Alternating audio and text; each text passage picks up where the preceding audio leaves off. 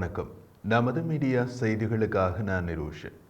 இந்திய பாதுகாப்பு படைகளுக்காக இராணுவ சாதனங்களை இந்தியாவில் வெளிநாட்டு நிறுவனங்களுடன் இணைந்து தயாரிக்க இந்திய பாதுகாப்பு அமைச்சால் கொண்டுவரப்பட்ட திட்டத்திற்காக மற்றும் ஒரு புதிய மற்றும் நம்பிக்கையூட்டும் முயற்சியாக இந்தியாவால் வாகன தயாரிப்பில் நீண்டகால அனுபவம் கொண்டு அசோக் லேலாண்ட் நிறுவனமும் அமெரிக்காவின் பிரபல இராணுவ சாதன தயாரிப்பு நிறுவனம் லாக்ஹீட் மார்டினும் இணைந்து இந்திய இராணுவத்திற்கான போர் வாகனங்களை உருவாக்க உள்ளன.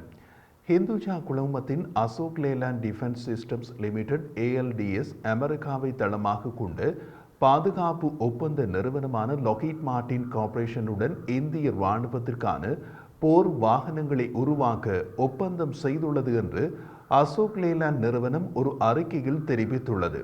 லாக்ஹீட் போர் வாகனங்களின் அடிப்படை தொழில்நுட்பம் மற்றும் வடிவமைப்பு இந்திய இராணுவத்திற்கான பல் பயன்பாட்டு இராணுவ வாகனங்கள் மற்றும் இலகுரக கவச பல்நோக்கு இராணுவ வாகனங்களை உருவாக்க பயன்படுத்தப்படும்.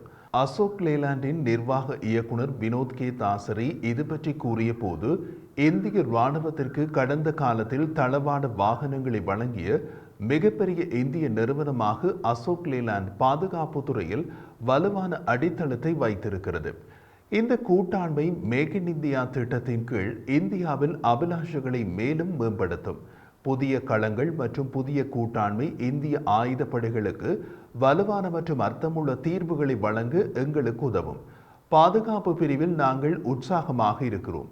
மேலும் இந்திய பாதுகாப்பு படைகளுக்கு எங்களது பங்களிப்பு பன்மடங்கு அதிகரிக்கும் என்று எதிர்பார்க்கிறோம் என்று கூறினார்.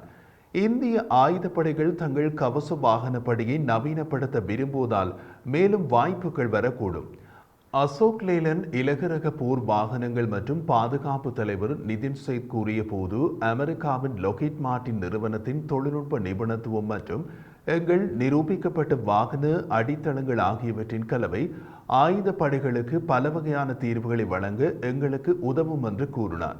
பாதுகாப்பு அமைச்சால் வழிநடத்தப்பட்டு மேக் இன் இந்தியா முன்முயற்சியின் கீழ் பாதுகாப்பு ஆராய்ச்சி மற்றும் மேம்பாட்டு அமைப்பு DRDO செயற்படுத்தும் TDF திட்டம் 77 வெவ்வேறு இராணுவ சாதன தயாரிப்பு முயற்சிகளுக்கு 300 கோடி ரூபாவுக்கு மேல் ஒதுக்கீடு செய்துள்ளது.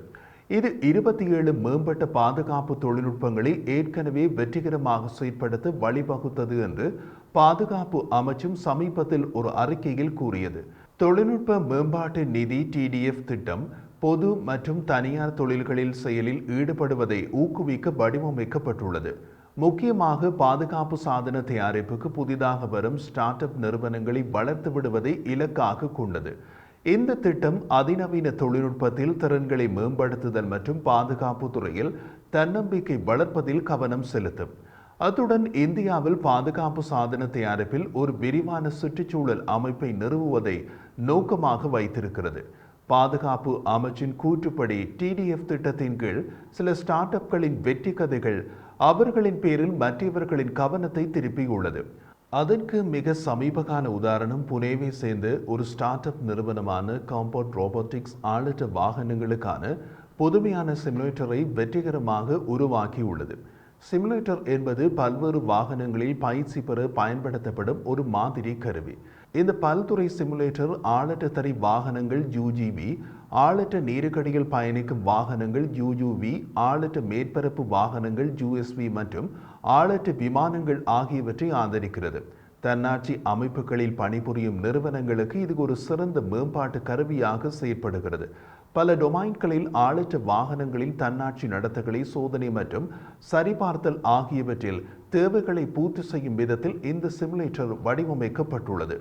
செயற்கை நுண்ணறிவு மற்றும் ரோபோட்டிக்ஸ் மையம் CAIR-இன் கீழ் சிமுலேட்டர் உருவாக்கப்பட்டுள்ளது.